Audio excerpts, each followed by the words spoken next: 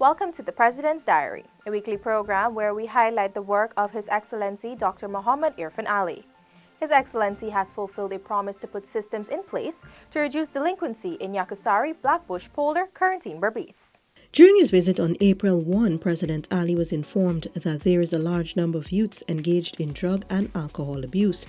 The president committed to have a team headed by the Guyana Defense Force dispatched to the area to address the issue. On Wednesday, a joint team, including members of the GDF, Guyana Police Force, and officials of the Ministry of Culture, Youth and Sport, held a meeting with residents.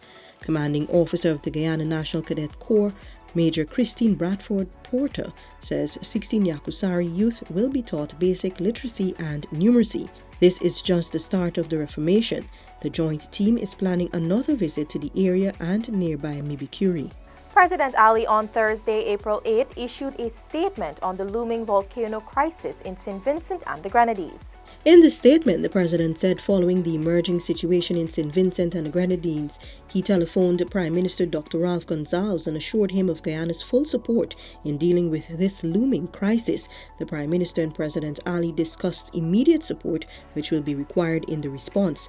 The president said Prime Minister Gonsalves indicated that apart from the need to evacuate citizens, there were other emergency material needs.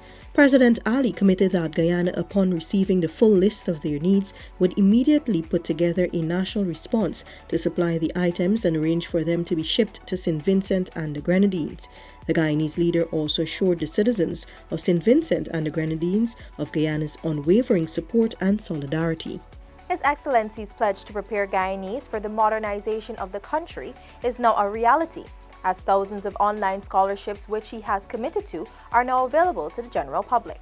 In delivering on this commitment, the Ministry of Education, in partnership with the Ministry of Public Service, has commenced accepting applications for the awarding of the first phase of scholarships in various disciplines. These include certification programs all the way up to master's degrees. In total, the first phase will have 84 programs from 5 institutions of higher learning. The Ministry of Education will also be working on operationalizing the Guyana Online Academy of Learning goal to administer over the scholarship program within the first half of this year. As President Ali assured, the scholarships will be equitably distributed across the length and breadth of Guyana. The Ministry of Education will be responsible for managing the academic and technical aspects of the scholarship program, while the Public Service Ministry will award the scholarships. Interested persons can visit education.gov.gy to download the application form and to see the available programs. The President on Friday, April 9, extended condolences on behalf of the government and people of Guyana to Her Majesty the Queen, the Royal Family, and the people of the United Kingdom on the passing of His Royal Highness Prince Philip, the Duke of Edinburgh. In his letter, President Ali said Prince Philip served with great honor as the patriarch of the royal family and an extraordinary public servant, providing stalwart support through decades of unprecedented change. He noted that Prince Philip's military service, particularly in the Second World War, has earned him great respect the world over.